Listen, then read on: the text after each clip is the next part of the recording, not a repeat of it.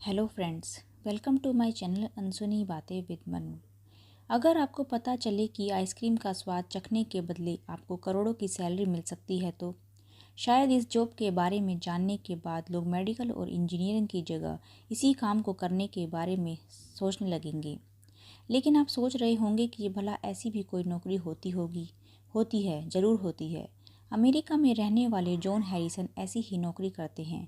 इस जॉब के द्वारा जॉन करोड़ों की सैलरी पाते हैं। उनका काम आइसक्रीम का स्वाद चख कर उसे कंपनी को डिटेल में बताना है। इसके बाद ही कोई भी फ्लेवर मार्केट में उतारा जाता है।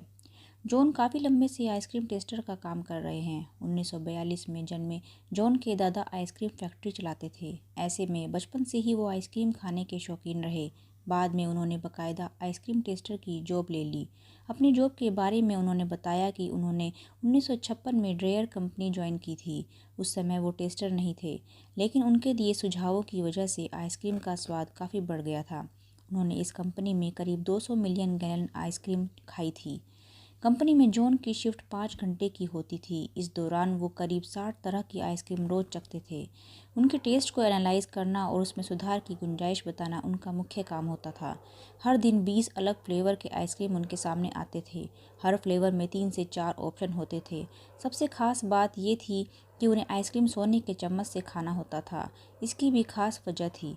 दरअसल ऐसा माना जाता था कि आइसक्रीम को प्लास्टिक के चम्मच से खाने पर उसका टेस्ट बिगड़ जाता है। इस वजह से जॉन सोने के चम्मच से आइसक्रीम खाते थे।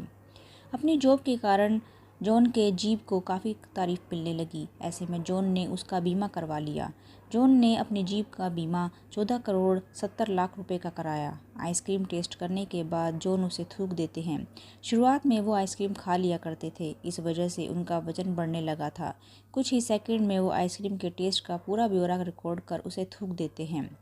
कैसी लगी आपको ये मेरी जानकारी, कमेंट करके ज़रूर बताइएगा। आज के लिए बस इतना ही। मैं आपके लिए ऐसी ही अनसुनी बातें लाती रहूँगी। तब के लिए stay safe, stay healthy, stay connected.